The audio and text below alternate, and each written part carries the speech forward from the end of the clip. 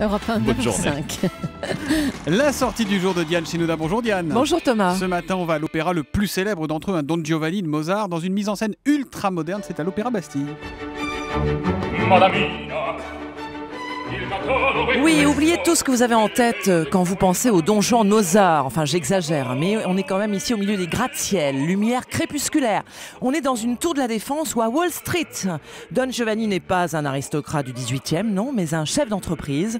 C'est l'univers, imaginé par le cinéaste Michael Haneke, sombre, donc très moderne, très cinéma. Spectacle créé il y a 8 ans, mais qui revient avec un nouveau Don Juan époustouflant.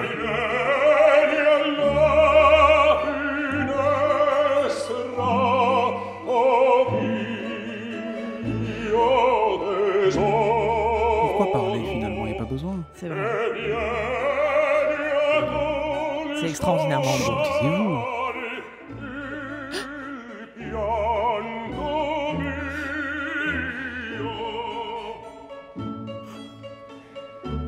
Ce Don Giovanni vous a visiblement séduit, Diane. Oui Thomas, écoutez, il a une voix extraordinaire, on l'entend là, c'est un comédien fabuleux aussi. Ah, il rechante. Chut. Il y a le grand direct après. Erwin Schrott, le Marlon Brando du lyrique, disent certains, baryton basse. Il est vraiment excellent, il a un charisme, il incarne parfaitement ce Don Juan, ce coq à col blanc, manipulateur, pervers, séducteur compulsif ici, dans l'abus de pouvoir permanent. Écoutez ce qu'il en dit. Don Juan, c'est un mythe, c'est un personnage, tu le trouves partout, dans la rue, dans le métro, pour tranquer quelque chose dans les bars, dans ton place de travail, comme cette mise en scène-là. C'est part de notre réalité. Lui est un bastardo. Malade, mais vraiment, il se détruit lui-même. Ça, c'est pourquoi lui ne peut pas recevoir l'amour. Le vrai amour, lui ne peut pas.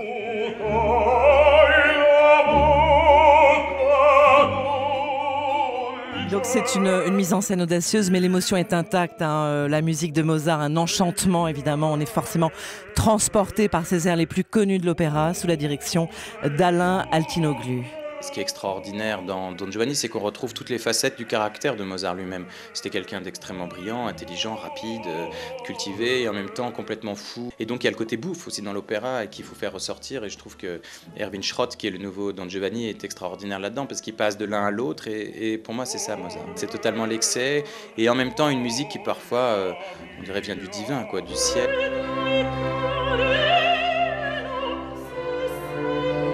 C'est vraiment une soirée inoubliable, Thomas. Don Giovanni de Mozart, c'est à voir et à écouter à l'Opéra Bastille jusqu'au 14 février.